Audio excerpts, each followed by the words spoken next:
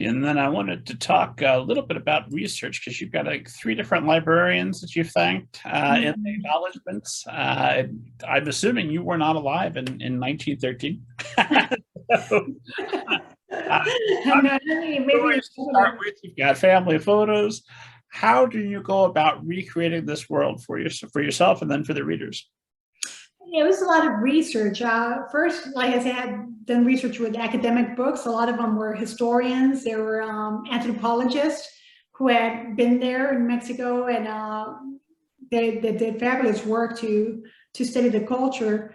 And I also something that helped me were the newspapers, of course. You know that I came across the day to day in and out of the Mexican Revolution and how it was affecting the United States. I learned a lot from that. And there's some books that were published by journalists who were there, who actually traveled with the rebels, with the rebel army, and interviewed a lot of the rebel soldiers. So I used a lot of those. They inspired a lot of the scenes and characters. And there's also memoirs by women who were part of the rebel forces who gained ranks of captain and lieutenant and general. And I was able to incorporate those stories too into the book. And yeah, I have family stories, but the photographs were another big piece of the puzzle. A lot of the photographs. I have one. If I don't know if you follow me, well, I'm not going to answer that, but I have an Instagram account that I just opened. I'm so proud of myself because I'm not a big social media person, but about a few months ago, I created an Instagram account, and lately I've been posting the photographs that most inspired me during the research. And I have one in particular that is my favorite one that shows four ladies. They're dressed elegantly. They have their silk dresses, long silk dresses, and they're walking arm in arm, all four of them. And opposite to them, walking the opposite way, are two women. It's actually a woman and a child. They're both barefoot, wearing ragged clothes, and as you see them, you know they're dressed like my great grandmother would have been dressed.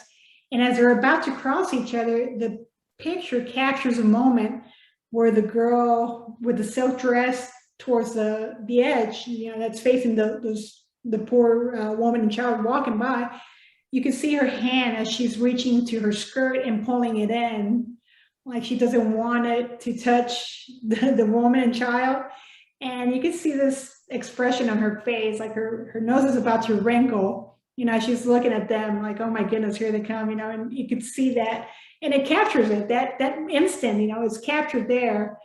And one of the girls too looks at them. So you can see them looking, the other ones are looking at the camera, you know, they have those carefree smiles, but the other two look at the woman and child, and it's not a look of sympathy, it's a different look. So there were so many photographs like that I was able to break down and analyze the body postures, the face expressions, and what was happening, not only what the lens captured at the center, but also the peripheral, the people around it, and how they were observing that story happening during that photo shoot.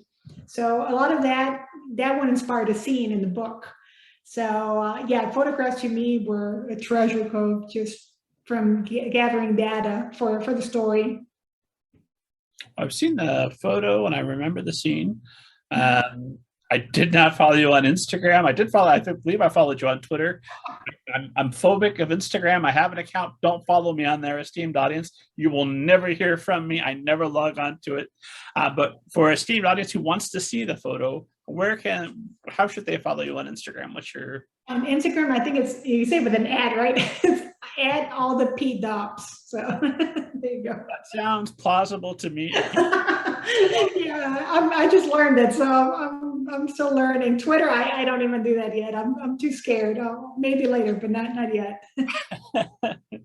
Well, I've taken Twitter and Facebook off of my phone. I log on to them a couple of times a day on the laptop. I have set times now because I learned that somewhere during the pandemic. You know what's not cheering me up? Social media. Get off of there. So I'll go on there to see what my author friends are up to promote the show, and then I'm out. Like, oh, that person I used to respect has crazy vaccine theories. No, close it. I don't want to read it.